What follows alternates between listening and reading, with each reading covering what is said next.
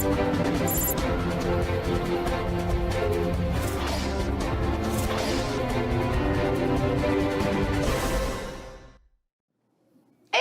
de volta, muito bacana! E na aula de número 5 a gente trouxe para vocês o sistema de numeração. Começamos falando um pouquinho do egípcio, depois do romano, até chegar no indo-arábico, que é o sistema atual, que é o que a gente usa, né? Isso. Na verdade, nós começamos contando, né, a história, a necessidade de contar, e isso é genial, sabe? Eu acho muito legal a criança, eu gosto de ficar olhando as crianças brincando, como que até uma certa idade eles têm um domínio de contagem. Depois que eles começam a associar a contagem com a quantidade, parece que dá uma bugada na cabeça deles, né? Parece que eles perdem um pouco a noção. É mais ou menos enquanto a gente só usa números, fica mais fácil. Aí quando começa a colocar as letras, né? A álgebra, né? Quando começa a inserir a álgebra, também dá uma bugada na cabeça da galera. Pois é, e assim, pra gente que já trabalha com matemática, não é assim, não é tão simples quanto, mas é natural. Eu acho genial essa naturalidade de perder um pouco o controle quando você começa a associar com algo de fato. E aí vamos então na aula revisão, aquela revisãozinha rápida, só para fazer a atividade. Bora ver! 5.2 é a aula que a gente revisa, então, o que foi tratado na aula ponto 1, falando da história dos números. A gente começou com o sistema de numeração egípcio. Isso. Aí nós temos aqui, ó, tá? A simbologia, numa tabelinha bonitinha, da unidade. Aí é bom que você já comece a guardar esses nomes, porque quando formos trabalhar uma outra aula que falar sobre sistema posicional, vocês têm que saber esse detalhe aqui, ó, unidade. A unidade é o número 1. Isso no sistema decimal, de 10 algarismos. E aí pode ser representado por um bastão ou por uma haste. Aqui ele já trouxe outros nomes, né? Outra característica. Agora na dezena, número 10, a gente explicou lá na aula que era um calcanhar, mas também pode ser um arco de um cesto, né? Quando a gente tem um cestinho ali, né? Ele tem sempre o arco que segura, né? Então, arco de um cesto. Isso. Já para representar o 100. O 100, olha só que legal, pode ser visto assim como um rolo de pergaminho ou um rolo de corda. Já o 1000 não tem, né, para quem tirar dúvidas, é flor de lótus. O 10.000 também um dedo dobrado, um dedo apontando, né? O 100.000 é um girino, um sapo, um peixinho, aí vai dar criatividade, porque lá no desenho tá mais ou menos assim, né? Mais simplesinho, né? Claro que aqui tem um desenho mais aperfeiçoado. E para 1 milhão a gente tem aí... Não tem jeito não, tá? Um homem, né? Ou também considerado aí um deus acocorado, de né? Cócoras. De Cócoras. Nomezinho engraçado, né? Acocorado. Beleza? Já no sistema de numeração romano, aqui tem um mapa mental, né? Onde ele fala que...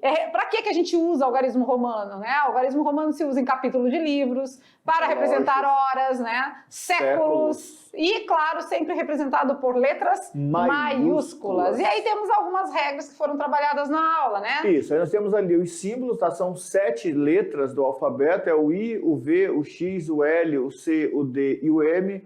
Pelas regras, podemos repetir 3 vezes. No máximo. E só 3 vezes, tá? Não repete mais do que 3 vezes.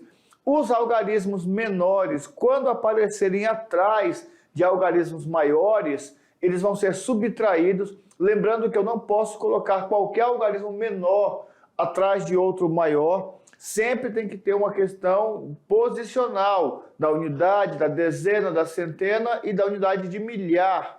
Então, esses detalhezinhos que a gente vai trabalhando com vocês conforme os exercícios vão surgindo, né? E também chegando lá no indo-arábico, que é o nosso, né? Que também passou por toda uma história e chegou na numeração atual, que é o que a gente usa hoje. Beleza? Isso, beleza? Beleza. E claro, né, que com tudo isso ficou mais fácil de fazer as atividades de sala, né? Fazendo essa revisãozinha é rápida, mas aqui é de grande valia, né? Então agora é com vocês, a gente já tá de volta para as atividades de sala. Vamos lá!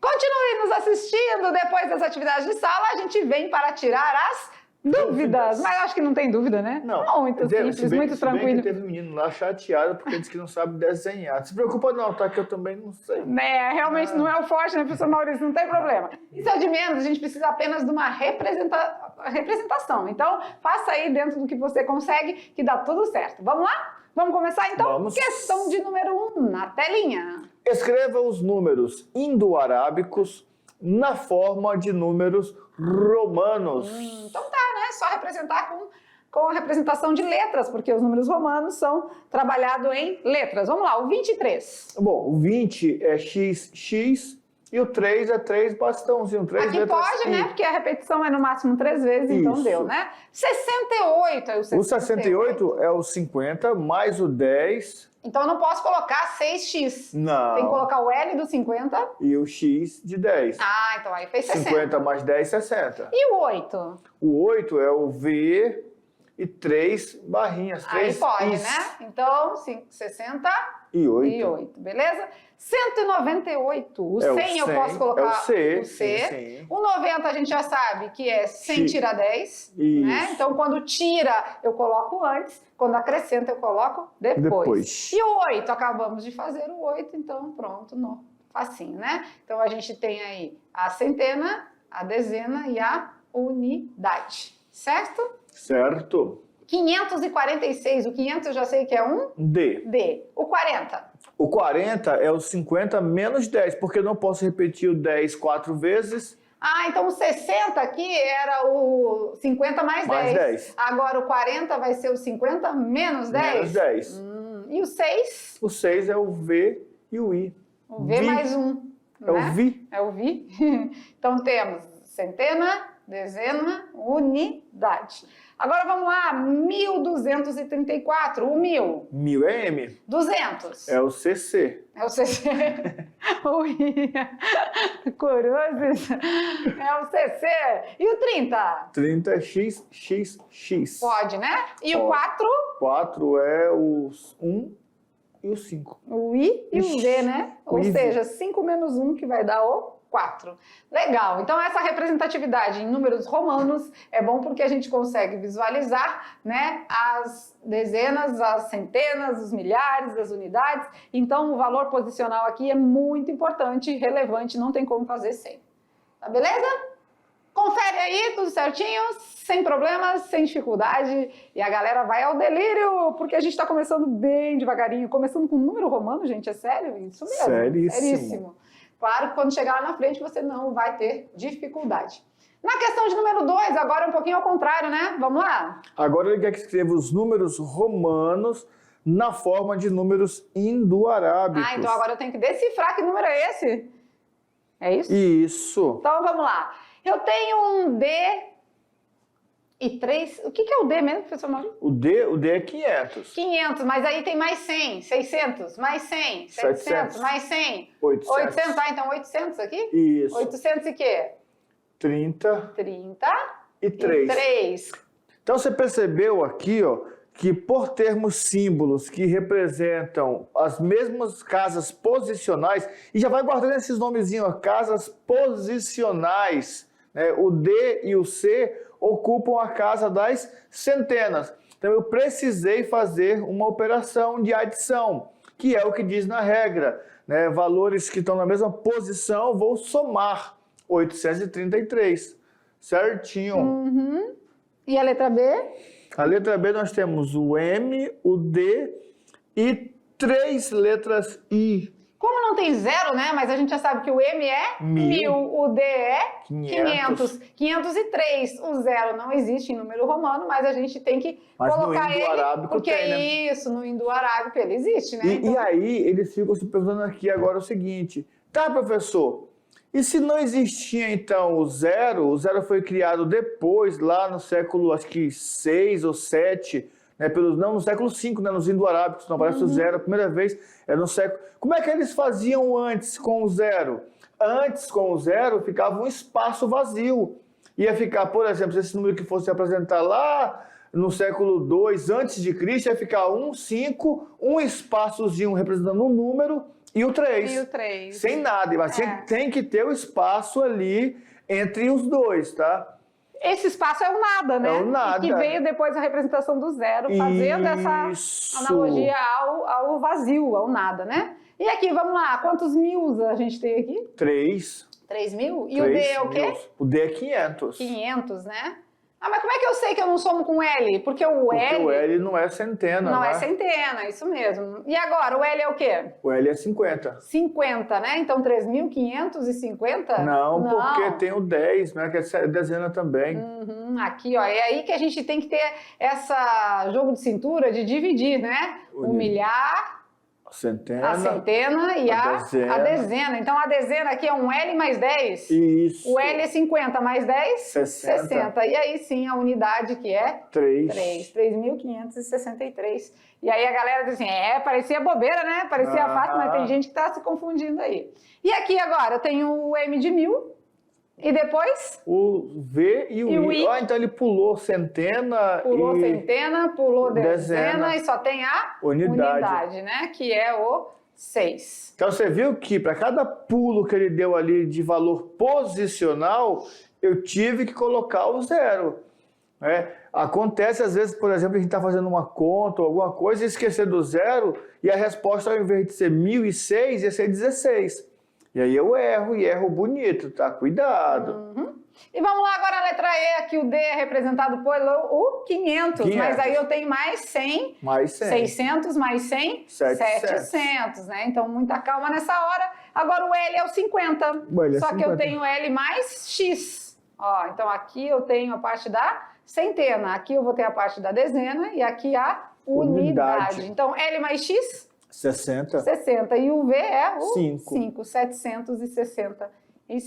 Então, nessa questão 2, ficou bem em destaque que você, antes de transformar do número natural, do nosso número indo-arábico para o romano, é mais fácil que a gente está vendo o nosso número e vai escrever em romano. Mas do romano para o nosso sistema, você precisa, antes de mais nada, separar os valores posicionais, as unidades, as dezenas, as centenas, para daí então escrever esse número e fazer uma escrita bem organizada. Vamos lá agora na questão de número 3, o que pergunta? O resultado da soma dos números. Aí nós temos ali um número romano com outro número romano, na forma de números indo-arábicos. Primeiro a gente tem que transformar esses números romanos em números atuais, né? Para depois a gente somar, isso mesmo. Então vamos lá. Então vamos pegar lá o CC mais o X mais 3 I, né? Vamos lá. O C e o C vai dar 200, né? O X vale 10. E o 3? 3, né? 3. Então 213. Então é a letra A. Acertei. Quase lá, porque ele quer a soma. Então temos mais um número aqui. Então não é a letra A, né? Então o outro número é um D, um L, XX e V, né? O D é representado por 500. Vai somar com alguma coisa? Não, porque o L já é dezena, né? Isso, então deixa o 500. O L, 50. O L e o X são dezenas. Dá para juntar, né? Então temos 60, 70? 570 aí. Que númerozinho é esse aqui? 4. 4, né? Porque é o 5 menos 1. Então, 4. Agora sim, basta realizar a soma, né? Então, unidade com unidade, dezena com dezena, centena com centena. Resposta correta é a letra D. Simples, né? Fácil. Então deu 500, letra D. Aí nós temos a transformação do primeiro número romano na letra A. Temos a transformação do segundo número romano na letra C, letra D. Na B. Ou seja, se o aluno só transformou, já marca errado, né? Mas ele queria o quê? A soma. E se eu quisesse escrever esse número em algarismos romanos? Se a resposta fosse só em algarismos romanos. Podemos fazer, né? Vamos fazer. Quem é o 700? 700? Bom, 700 não tem símbolo, né? Mas ele é o 500 mais 200. 500, que é o D, mais C, que é o 200. 700, né? O 80 é como mesmo? O 80 é o L, X e X. Pode representar 3 vezes, né? E o 7? O 7 vai ser o 5 com mais 2 Is, né? Então, esse aí é a representação do 787.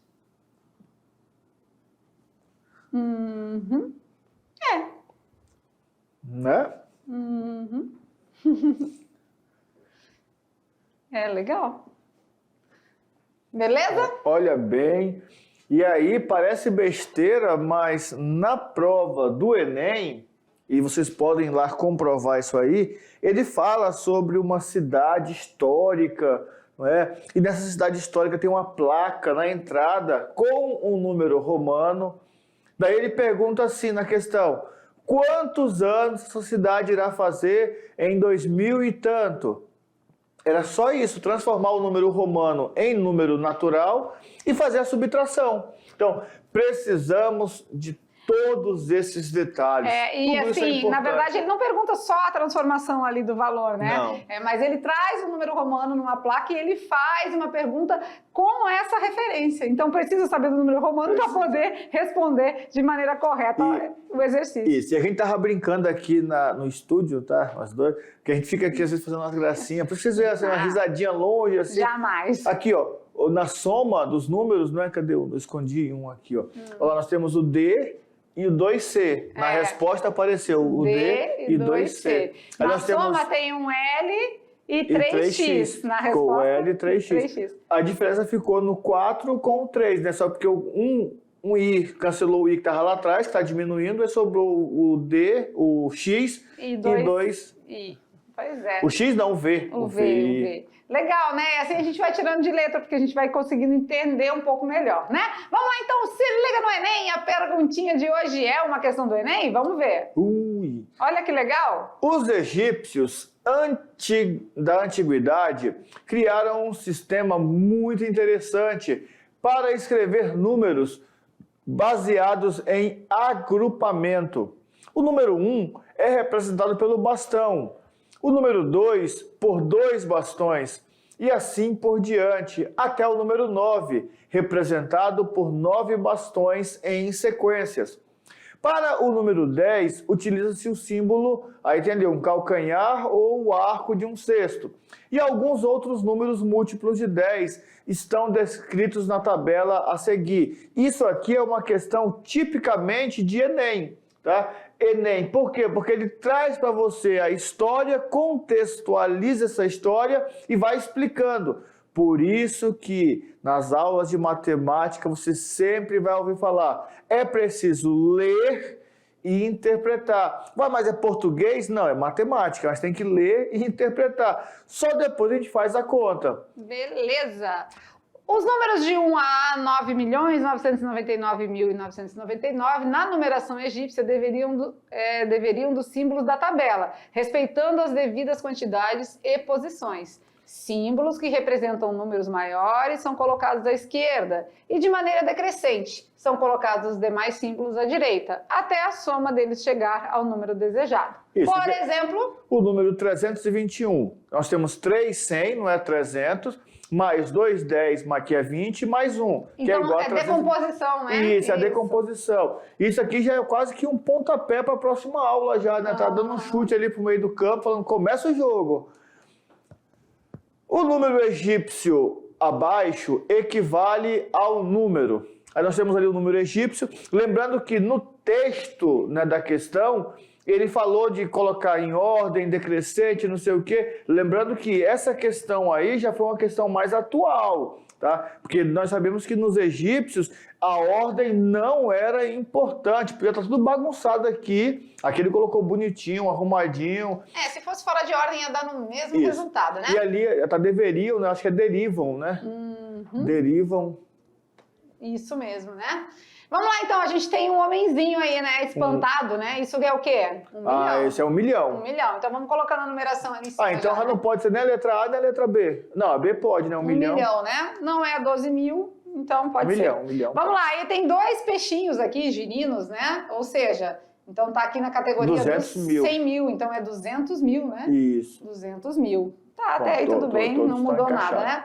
Agora aqui, o dedo apontado. Temos 3 dedos apontados que cada um vale 10 mil. 10 mil, então dá 20.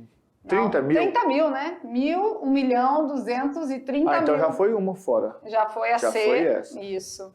E aí, depois, a gente tem quantas cordas enroladas? Rolo de corda? 1, 2, 3, 4, 5, 6, 7. Então, vale 1 milhão, ela? 237. Vale 100. Ela vale 100, a rolo de corda. Ah, então a gente tem que botar um zerinho ali, né? Olha aí que interessante. É onde a galera pode ser que se perca aí, né? Se não tem aqui, não tem nenhum valor, nenhuma flor de lótus, é porque não tem nenhum de 1000, né? Não tem nenhum milhar. E esse 7 vai ficar aqui na centena. Então já vai embora, né? Mais uma, né? A letra E já foi embora. A letra E. E. Muito bem. Vamos lá agora. E agora a gente ficou como? Tem algum calcanhar? Calcanhar? Tem não. Não, então vai 0 de novo, né? 0 de novo. E agora bastão tem 2. Então aí sim fecha a numeração.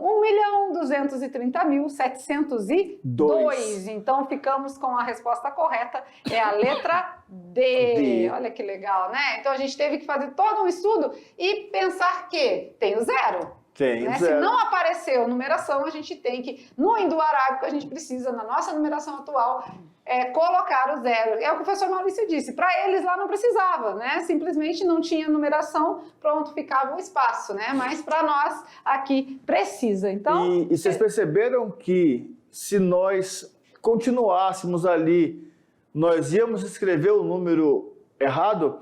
E o melhor, na resposta, ia ter o número errado. Então, esse detalhe é importante. Essa ordem posicional é muito importante. Né? Essa questão da posição do número. Eu lembro da questão do Enem do ano passado. Uma questão que todo mundo achou assim, como é que coloca isso no Enem? Acho que é 1,23 milhões que ele queria que escrevesse só, né? 1,23 milhões. E queria que você escrevesse posicionalmente ali. É um número nosso.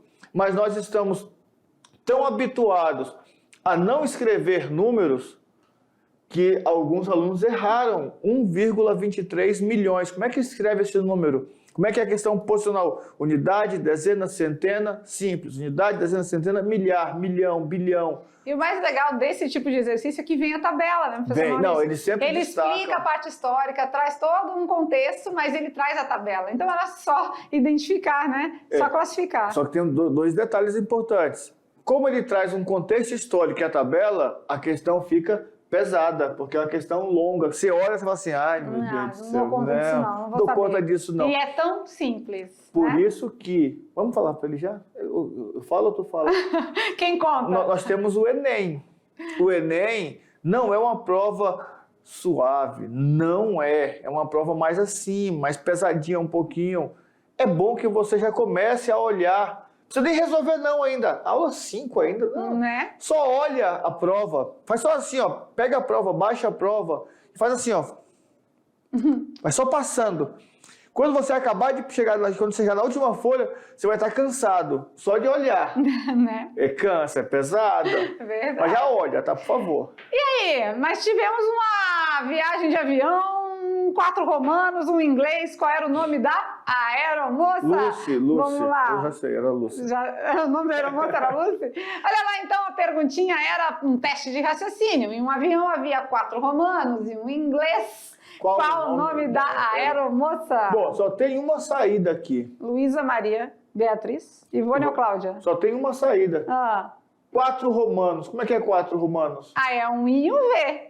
Como é que é um em inglês? One. One? Então, I, V e ONI. 4 em romanos é o I e o V, e um em inglês é ONI. Então, Ivone. Falar que um em inglês é ONI, a professora Patrícia vai querer o nome. Né? Não, mas é porque assim, na matemática da coisa. É o inglês mesmo. Não é o inglês americano, é o nosso inglês, uai. Você já foi no Nordeste e o pessoal pergunta, quer café? Quer? Aí a mulher vai fazer o café, pode pôr. É normal, é o português. E se você falar para a professora pura do português, pode pôr, ela vai ter problema também.